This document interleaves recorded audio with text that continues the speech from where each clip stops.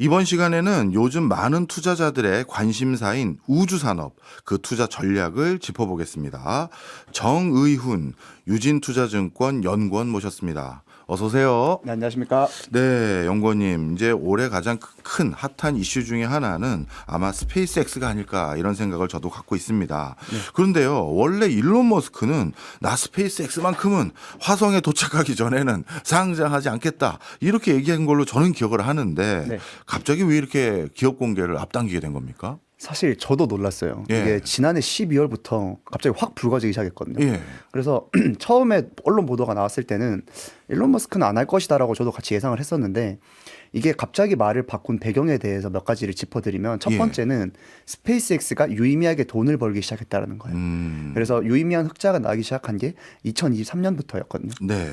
그게 첫 번째고, 두 번째는 그러다 보니까 스페이스X가 2023년부터는 뭘 안 받기 시작하냐?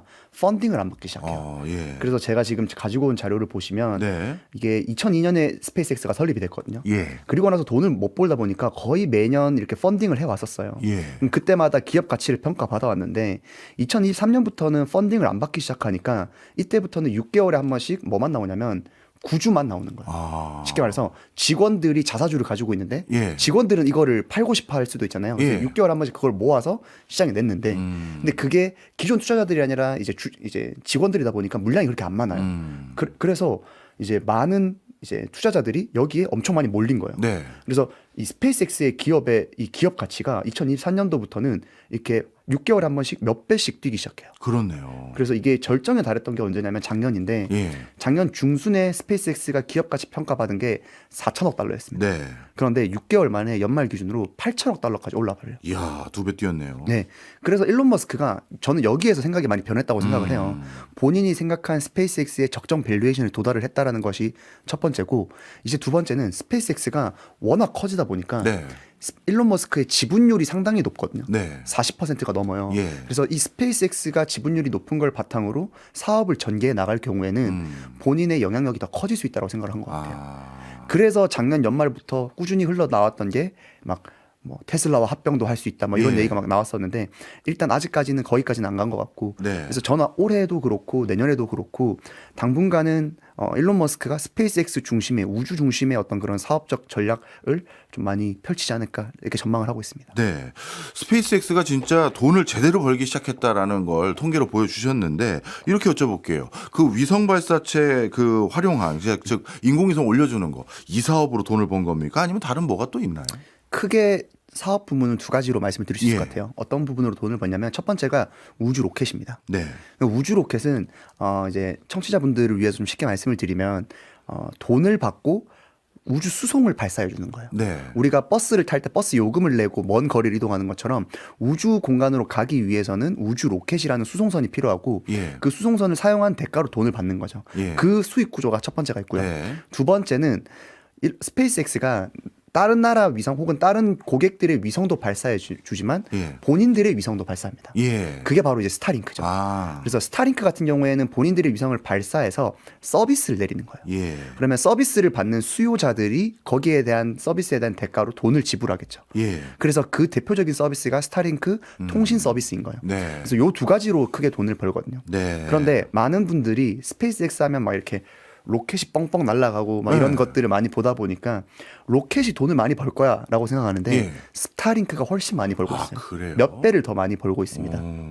그래서 지금 당장은 돈을 많이 벌고 있는 것은 스타링크고 예. 앞으로 추후에 어떤 매출 성장 가능성이 더 높은 것도 스타링크인 건 맞습니다. 예. 쉽게 말해 우주버스 이용료하고 이통 서비스 이용료 이 두 개가 스페이스X의 가장 큰 수익원인데 생각과 달리 이통 서비스 이용료가 더 큰 수익 포션을 차지하고 있는 거군요. 맞습니다. 그런데 이렇게 생각할 수는 없을까요? 상업용 우주 발사체 운영하는 거 있지 않습니까? 얼마 전에 중국도 바다 위에서 재활용하는 데 성공했다라고 영상을 공개했어요. 네. 그러니 이번에 상장을 조금 생각보다 앞당겼던 것은 네. 본인의 독점적 시장이 아니라 이제 치열한 경쟁 구도로 들어가기 시작하면서 뭔가 재투자를 하고 규모감 있는 경쟁을 하기 위해 돈이 더 필요해서 맞습니다. 기업 공개한 게 아닌가 이렇게 해석하면 안 됩니까? 그 측면도 물론 있겠지만 네. 그래서 저희가 이제 궁금하게 봐야 될 거는 과연 조달 자금이 얼마나 될 것인가가 아, 궁금한 예, 거예요. 예. 그러니까 이게 유통 물량을 많이 안 풀 경우에는 예. 이제 기업 가치를 높게 평가받는 거에 목적이 좀 더 있을 수 있고 유통 물량을 많이 풀어서 조달 자금을 많이 하면 정말 돈이 필요했구나라고 할 수 있는데 네. 저는 좀 전자일 것 같아요. 아. 좀 지금 당장은 본인의 지분율이 희석되는 걸 별로 안 좋아할 거고 네. 유통 자금 물량은 조금 줄어들 건데 근데 아까 서두에 제가 말씀드린 것 중에 좀 제가 짚어서 뭐냐면 게 돈은 스타링크로 많이 벌지만 예. 스타링크로 돈을 많이 벌 수 있었던 이유가 이 로켓에 있어요. 그렇겠죠. 그러니까 로켓을 많이 발사할 수 있습니다. 예. 거기에서 이제 교수님께서 언급해 주신 것처럼 경쟁 관계가 이제 많이 생기지 않느냐라고 예. 하는데 엄연히 말씀을 드리면 아직까지는 기술 격차가 커요. 아. 그러니까 이번에 중국이 이 소위 말하는 랜딩에 성공했다라고 언급해 주셨는데 제가 사진을 보시는 것처럼 이게 제가 그림에서 나오는 것처럼 이게 중국이 얼마 전에 랜딩에 성공한 장면이거든요. 네. 바다 위에서 했더라고요. 바다 위에서 이제 네. 호버링이라고 하죠. 랜딩을 한 건데 스페이스X가 저 랜딩에 육지에 착륙을 처음 시킨 게 2015년이었어요. 아, 그래요. 예. 예. 그러니까 기술 격차로 따지면 11년 정도가 있는 거예요. 아. 그러면 여기에서 이제 남은 숙제는 뭐냐? 중국 같은 경우에는 이 1단을 가지고 와서 다시 고치고 예. 다음번 발사에 성공까지 해봐야 되는 거예요. 그렇네요. 그러니까 거기까지 가야 이 스페이스X가 그 단계가 언제 들어갔냐면 2017년에 들어갔어요. 그래서 아직까지는 기술 격차가 있습니다. 근데 물론 중국 같은 경우에도 2014년부터 국가적인 차원에서 압도적인 돈을 많이 투자하고 있어요. 네. 그러니까 스페이스X가 멀리서 1등으로 달리고 있는 건 맞는데 그 주변에서 많이 따라잡고 있다 보니까 스페이스X는 그 뒤의 미래를 보는 것 같아요. 그러니까 우리가 좀 더 여기에 선점하기 위해서는 네. 더 큰 로켓을 발사하고 아. 더 큰 로켓을 발사하면서 더 많은 인프라를 구축을 하고 네. 그래서 지금은 스타링크지만 더 나아가서는 우주 AI 데이터 센터까지 지금 바라보는 게 일론 머스크의 좀 구상이 아닌가 생각하고 있습니다. 그렇군요. 말씀 듣고 보니까 스타링크와 우주발사체 위성 사업 이 두 가지는 뗄래야 뗄 수 없는 구조를 가지고 있고 또 다른 나라들이 이제 막 시작한 거와 생각보다 기술 격차가 큰 거였군요. 맞습니다. 자, 그러면 이제 중요한 것은 어떻게 보면 자신과의 싸움이 된 것 같은데 네. 아직까지는 이런 과정에서 상업용 로켓 발사 시장 앞으로도 더 커질까요? 저는 어마어마하게 커질 것 같아요. 왜 그러냐면 상업용 로켓 발사 시장 자체가 시장이 크진 않거든요. 예. 이거는 로켓 발사 시장은 전체 우주 시장에서 봤을 때 10% 미만만 차지하고 있어요. 예. 그러니까 생각보다 그렇게 규모가 안 큽니다. 다만 로켓 발사 시장이 왜 중요하냐면 이 우주 로켓이 없으면 뒤에 있는 밸류체인 시장들이 성장을 아예 못해요. 네. 이게 얼마만큼 성장할 수 있느냐에 따라서 뒷시장이 성장을 할 수 있는 거거든요. 네. 그래서 2020년에 인류 전체가 발사한 로켓 발사 횟수가 100회 정도 수준이었어요. 예. 그런데 지난해 기준으로 몇 회가 됐냐면 예. 324회가 됐습니다. 그러니까 5년 만에 3배가 넘게 증가한 거예요. 예. 그만큼 뒷단에 있는 시장 성장성에 대한 이제 관측이 굉장히 좋다 보니까 네. 앞단에 있는 우주 로켓에 대한 발사 수요도 많은데 네. 지금까지는 병목 현상이 있었던 거죠. 예. 왜냐하면 너무 비싸고 너무 발사 기술력이 분포가 안 돼 있으니까. 네. 근데 향후에는 이게 점점 발사 횟수가 많아질수록 우주 시장 전반의 성장에 있어서 좀 드라이브를 걸 수 있는 그런 단계로 넘어가지 않을까 생각하고 있습니다. 네. 근데 제가 생각한 것보다 그 발사 횟수가 너무 적은데요. 네. 왜냐하면 스타링크만 해도 저궤도 위성으로 뭐 몇만 개 가까이가 올라가 있다고 했는데 이걸로 다 올려지는 겁니까? 스타링크가 정확히 말하면 약 10,000개 정도 올라가 예. 있거든요. 그런데 제가 말씀드렸던 것처럼 우주 로켓 시장의 기술 개발 방향성이 어떻게 되고 있냐면 네. 더 자주 발사하는 것도 있는데 네. 더 큰 로켓을 발사하는 게 있어요. 한 번에 많이 올리는 거군요. 많이 올리는 거죠. 아, 그래서 그렇군요. 위성도 요즘에는 작아지고 있는 추세예요. 예. 우리가 휴대폰도 예전에는 벽돌 휴대폰에서 점점 조그매지면서 더 좋은 성능이 들어가는 것처럼 위성도 그런 단계에 있거든요. 그러다 보니까 한 번 발사할 때 더 많은 위성들을 발사할 수 있게 되는 거죠. 네, 이해했습니다.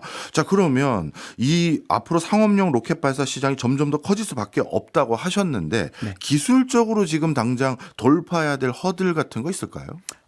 크게는 두 가지 정도로 말씀드릴 예. 수 있을 것 같아요. 첫 번째는 역시 가장 화두가 되고 있는 재사용 로켓입니다. 그래서 지금 제가 도표를 하나 가지고 왔는데 스페이스X가 처음으로 펠컨 9을 제가 아까 랜딩에 성공한 게 2015년이라고 했고 네. 이제 랜딩한 걸 이제 가지고 와서 다음번 발사 활용한 게 2017년이라고 말씀을 드렸어요. 네. 보시면 2017년부터 엄청 늘어나고 있죠. 그렇네요. 제가 지난해 기준으로 인류 전체가 발사한 게 324번이라 했는데 예. 스페이스X가 그중 절반 넘게 차지하고 있어요. 그렇네요. 근데 그러면 스페이스X밖에 못하냐? 재사용 로켓 예. 발사를 아직까지는 스페이스X밖에 못합니다. 근데 지금 그거를 따라잡으려고 하는 있는 기업들이 미국에 있는 블루 오리진 그리고 중국의 이제 중국 정부 차원에서 발사도 그렇고 그렇기 때문에 추후에 더욱 더 자주 발사할 수 있을 것으로 보고 있고요. 두 번째가 로켓의 크기가 되는 것 같아요. 그래서 지금 스페이스X가 개발하고 있는 이 스타쉽이라고 하는 로켓이 현재 개발되고 있는 로켓이거든요. 쉽게 말해서 지금까지 아까 165번 발사했던 로켓은 펠컨 9이라고 해서 자동차로 비유하면 한 SUV 정도 될 것 같아요. 이것도 충분히 많이 실을 수 있는 건데 지금 개발하고 있는 스타쉽은 덤프 트럭입니다. 그러니까 화물선이에요. 규모가 다르네요. 네, 펠컨 9이 들 수 있는 무게가 15톤에서 23톤 정도거든요. 근데 이 스타쉽은 100톤에서 150톤입니다. 진짜 데이터 센터도 올리겠는데요? 그러니까 그러니까 이게 만약에 상용화 단계에 들어가면 이 우주 시장 자체는 압도적인 달라지네. 변환점에 또 들어가게 되는 거예요. 그럼 만약에 스페이스X뿐만 아니라 다른 기업들도 이 단계까지 만약에 올라간다라고 생각해 보면 우주 시장 자체의 성장성은 굉장히 높아질 수 있는 거죠. 진짜 스타쉽이 개발되느냐 안 되느냐 그 자체만으로 우주에서 뭘 할 수 있는지에 대한 범주가 달라지게 되는 거군요. 아예 달라지는 거고 첫 번째고 두 번째는 이제는 더 멀리 날아갈 수 있는 거예요. 아, 그렇군요. 이제 어디까지 가냐? 달, 화성 이런 얘기가 나올 수 있는 얘기가 더 큰 로켓들이 개발되면서부터 그러면 우주 발사체가 이게 스타쉽도 재활용이니 혹시 달에서 뭘 캐서 가지고 오는 것도 이게 가능한 건가요? 이론적으로는 가능하죠. 그래서 지금은 달에서 뭔가를 뭐 뚜렷하게 사실 캐 오려고 하는 것들이 뭐 휘토류 뭐 아니면 헬륨3 이런 여러 가지들이 있는데 가장 이제 근간이 되는 거는 달을 얼마만큼 싼 값에 왔다 갔다 할 수 있느냐. 이 인프라를 갖추고 있는 게 지금 뭐 들어보셨을 수도 있는데 아르테미스 프로젝트라고 하는 게 있어요. 그래서 60년 만에 다시 달에 가겠다라고 하는 건데 반대로 얘기하면 60년 전에는 그냥 단순히 사람이 달의 표면을 밟을 수 있는 것을 목표로 했다면 지금 아르테미스 프로젝트는 달을 식민지화 시키겠다. 그럼 식민지화 시키려면 자주자주 왔다 갔다 할 수 있어야 식민지화가 되잖아요. 그 프로그램이라 생각하시면 될 것 같아요. 완전 격이 다른 거였군요. 맞습니다. 저는 아폴로 때 분명히 갔었는데 왜 또 가지 했는데 이게 결이 다른 목적이었군요. 자, 그러면 다시 투자 관점에서 이렇게 여쭤볼게요. 지금 스타쉽이나 이 우주 발사체 관련된 기술들이 점점 발달되면 발달될수록 스페이스X의 경쟁력은 커지고 그래서 주가에도 긍정적인 영향이 있을 것 같은데 두 가지인데 경쟁사들도 지금 하나하나씩 뭔가 전열을 가다듬고 있지 않습니까? 중국도 포함해서요. 그럼 그런 곳에서도 우주 발사체를 완벽하게 재활용할 수 있는 기술이 생기고 나면 이건 스페이스X의 악재가 되는 겁니까? 아니면 전방위적인 우주 산업의 스케일이 커져서 스페이스X에도 또 한 번에 더 붐업이 될 수 있는 기회가 되는 겁니까?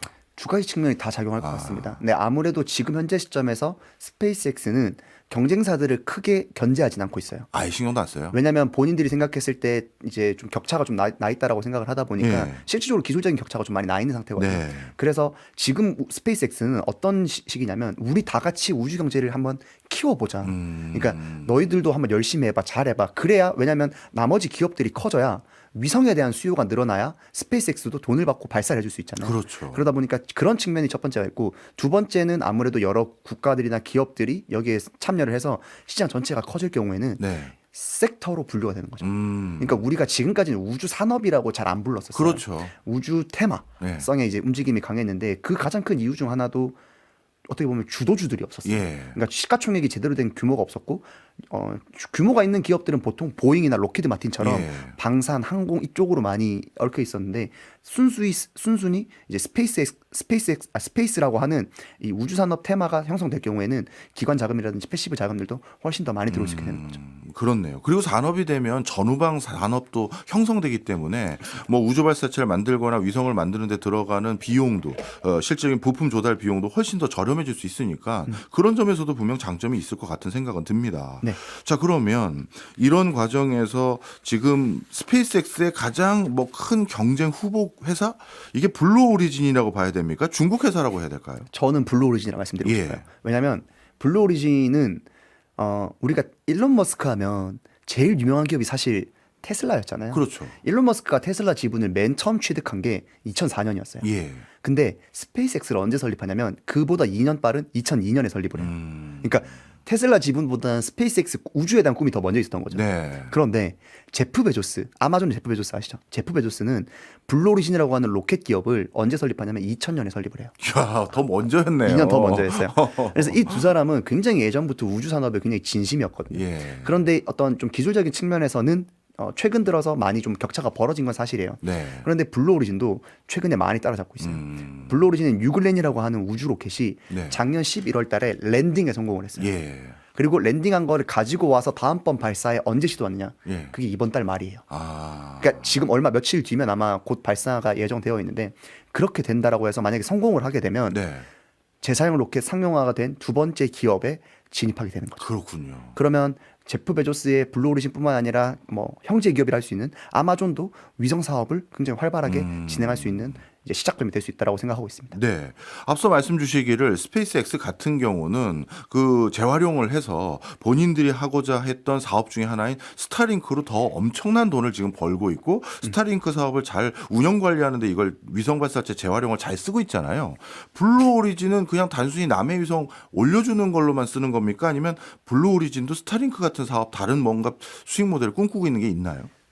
맞습니다. 두 개 다예요. 두예요. 그러니까 이게 발사 인프라를 가지고 있다라는 말은 이 네. 발사할 수 있는 역량을 가지고 우리가 위성을 많이 발사할 수 있으니까 서비스도 많이 할 수 있잖아요. 그렇죠. 그 꿈까지 꾸고 있어요. 아. 근데 그 이제 위성 서비스를 하려고 하는 게 아마존인 거예요. 예. 그러니까 아마존 입장에서는 충분한 캐시플로우가 되잖아요. 예. 돈이 많으니까 우리가 발사하고 싶고 위성도 많이 쏠 수 있는데 쏠 수 있는 지금까지는 기술력이 없었던 거예요. 형제 회사인 블루 오리진이 이걸 빨리 올려줘야 되는데 네. 근데 이제 막 이제 초입에 들어가는 단계다 보니까 향후에 이게 발사 횟수가 많아지면 아마존의 위성이 많이 발사하게 되고 아마존도 스타링크처럼 이제 이름이 카이퍼에서 레오라고 바뀌었는데 레오라고 하는 저궤도 위성 통신망을 네. 이제 접목을 하게 되는 거죠. 네. 그러면 이제 아마존에서도 또 스타링크도 이게 이통 서비스라고 저는 그렇게 쉽게 이해를 하고 있는데 맞습니다. 그럼 각 나라의 이통사들은 이제 먹고 살기가 힘들어지는 겁니까? 아직까지는 괜찮아요. 예. 그러니까 아직까지 괜찮다라는 말은 뭐냐면 제가 이제 우리나라에도 지난해 12월부터 스타링크 서비스가 도입이 됐어요. 예. 많은 분들이 이제 뉴스를 보신 분들은 아실 텐데 제가 사진을 가지고 왔는데 요거 네. 한번 보시면 이게 실제로 서비스 종류를 가지고 온 거거든요. 저거 저 안테나 위성 같은 거잖아요. 맞습니다. 그래서 여기 보시면 이게 일반 주거용 지금 이 유저분이 쓰고 계신 사진, 예. 노트북을 하고 계신 사진을 가지고 왔는데 여기에 약점이 뭐냐면 뭐가 보이죠? 안테나가 보이죠. 예. 그러니까 우리가 인터넷 서비스를 쓰기 위해서는 스타링크 안테나가 필요하다라는 게 약점으로 작용해요. 그렇죠. 그래서 이게 모빌리티도 보면 지금 테슬라 차 위에 안테나가 보이시죠? 예, 보입니다. 그러니까 안테나가 다 필요해요. 예. 그러니까 이동 통신사 입장에서는 아직까지는 좀 안심을 하고 있는 이유가 우리가 매달 데이터 요금을 뭐 7만 원, 8만 원씩 내고 있는 이유는 사실상 휴대폰을 들고 다니면서 이동 통신을 하기 위함이잖아요. 예. 근데 아직까지는 고정된 장소에서 써야 되는 필요성이 느껴진 게 바로 이 안테나 때문이에요. 네. 그렇기 때문에 아직까지는 직접적인 경쟁은 안 되지만 여전히 지상통신이 우리나라 같은 경우에는 그럼 왜 들어와? 네. 라고 할 수 있는데 여전히 음영 지역이 많아요. 우리나라도요? 아니요. 우리나라를 제외한 글로벌 다른 시장. 나라에.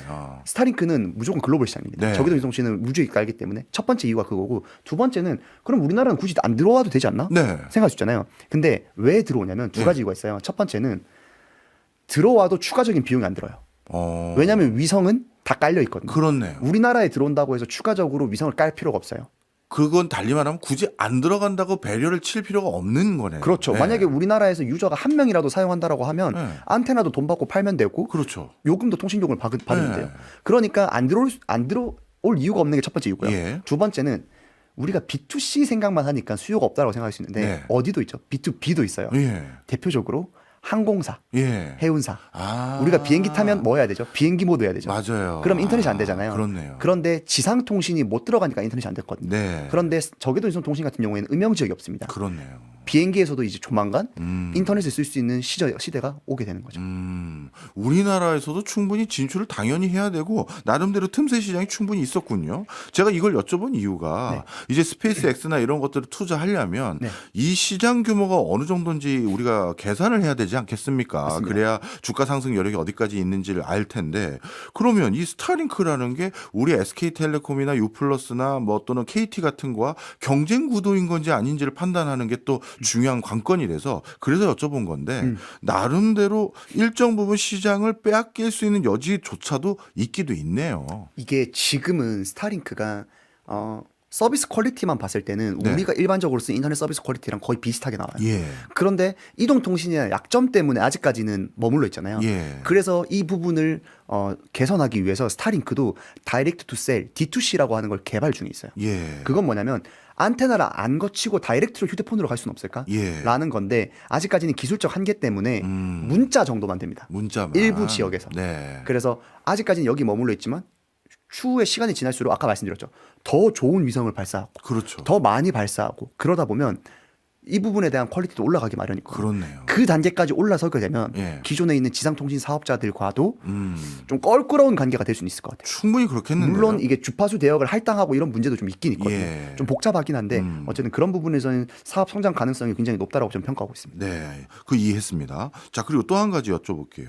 지금 이통 서비스 관련해서도 여쭤봤는데 네. 또 다른 관점에서는 이 부정적인 걸 한번 여쭤보려고 네. 합니다. 스페이스 X에 진작부터 투자했던 그 투자자들 입장에선 야, 우리가 회사 잘 골랐다. 이거 지금 벌써 시총이 1조 달러 가까이 평가받고 있는 회사가 됐네 했는데 네.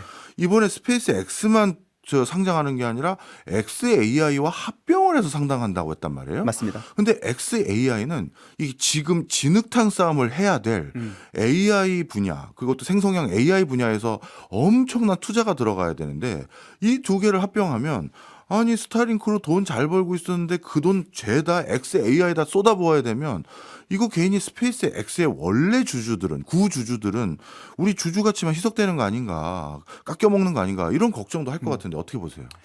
굉장히 이제 일리 있는 지적이라고 생각할 수 있고 상장했을 때 물론 그 부분이 디스카운트로 여겨질 수도 있지만 네. 결국에 일론 머스크의 생각은 거기까지 간 것 같아요. 네. 지금 얼마 전에 다보스 포럼에서 일론 머스크가 무슨 얘기를 했냐면 결국에 중심은 AI다. 이제 2030년 몇 년 안에 이제 AGI라고 하는 예. 이제 인류 전체 이 지능보다도 더 높은 AI가 발전하게 되는데 예. 가장 큰 걸림돌이 되는 거는 결국 인프라예요. 인프라. 여기서 말하는 인프라라는 예. 데이터 센터가 되는 네. 거죠. 그래서 이 데이터 센터에 대해서 어떻게 인프라를 많이 가지고 있느냐가 향후에는 이 사업적인 주도권을 가져가게 되는 것이라 보고 있는데 여기에서 이용하려고 하는 게 스페이스X인 것 같아요. 그래서 우주 AI 데이터 센터를 자꾸 얘기하고 있는 이유도 결국에는 우주 AI 데이터 센터를 본인이 그러니까 역량이 가장 크잖아요. 네. 어떻게 보면 구축할 수 있는 거의 유일한 저는 회사라고 생각하고 있는데 예. 거기까지 만약에 성공을 했을 때 네. AI 시장에서의 주도권을 사실 그록이 지금 엄청나게 AI 전체 시장에서 막 반향을 일으키고 있는 건 아니거든요. 아니잖아요. 예. 그러다 보니까 그쪽에서 반향을 일으키기 위해서는 우주 쪽으로 어떻게 보면 시선을 돌린다라고 해야 될까요? 아. 그쪽을 개발을 해내야 네. 이제 XAI도 사업 성장성이 되는 거고 그러면 그 뒤로 갔을 땐 스페이스X 입장에서도 예. 자기네들이 우주 AI 데이터 센터라는 인프라를 갖춰 놓으면 예. 나머지 AI 기업들도 이쪽으로 들어올 수밖에 없는 환경을 아. 만드는 것이 궁극적인 목적일 것 같아요. 네. 거기에서 한 스텝 더 나아가면 네. 그 뒤는 전 테슬라까지 보고 있는 것 같아요. 테슬라도요. 예.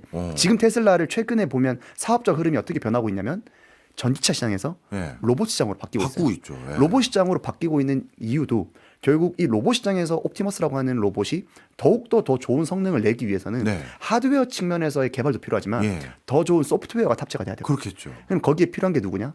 XAI가 됩니다. 아, 예. 그러면 거기에서 더 좋은 소프트웨어를 탑재하려면 인프라가 필요한데 그게 예. 스페이스X가 되는 거. 네. 그래서 전 상장 이후에는 테슬라와의 합병 가능성도 대두될 것이라 생각하고 있습니다. 네. 우리 연구원님께서는 여러 관점에서 이 우주 산업을 시장 규모를 계산해 보셨겠습니다만 이 시장 규모, 산업의 시장 규모 우리가 어떤 거와 비교하면 좋을까요?